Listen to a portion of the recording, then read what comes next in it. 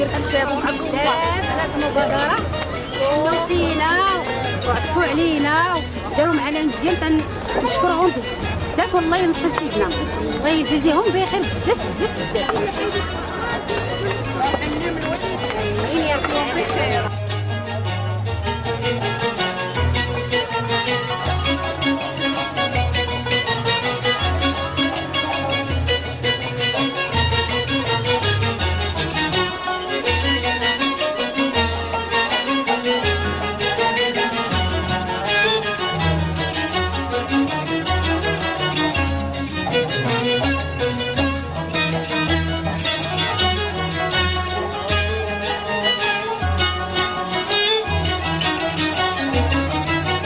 كيتصرفوا يعني هذا مشروع ديال الهيكله ديال السيدات ديال ممتهنات الحنه، النقش ديال الحنه. مشروع يعني فيه خدينا في اطار المبادره الوطنيه للتنميه البشريه، باعتبار انه واحد 36 امراه ممتهنه لهذه الحرفه هذه تيزاولوا هذا النشاط يعني في الشارع العام.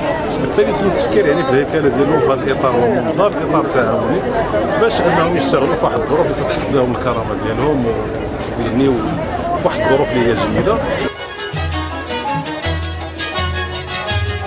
اولا تنشكر المبادره الوطنيه للتنميه البشريه على هذه الالتفاته العظيمه اللي دارتها من ناحيه النقاشات، وهذا المشروع هذا البروجي اللي دارتينا راه مزيان وحنا فرحانين به، وكاع النقاشات فرحانين به. يعني هاد البلاصه مزيانه، وحتى بالنسبه لهذا الشيء اللي عطاونا حتى هو مزيان، لباس موحد، وهادشي حنا فرحانين به وتنشكرهم بزاف، وتنشكروا صاحب الجلاله في المرتبه الاولى، وعز سيدنا وعز سيدنا وعز سيدنا.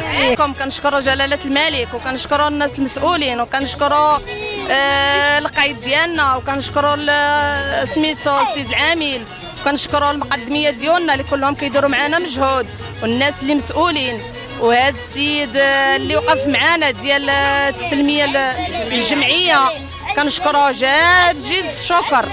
حنا النقاشات كلنا وكل من ساهم معنا وحنا فرحانين، وحنا بغينا سيدي ربي يسهل علينا ونخدموا وندوا لوليداتنا خويز ديال الحلال.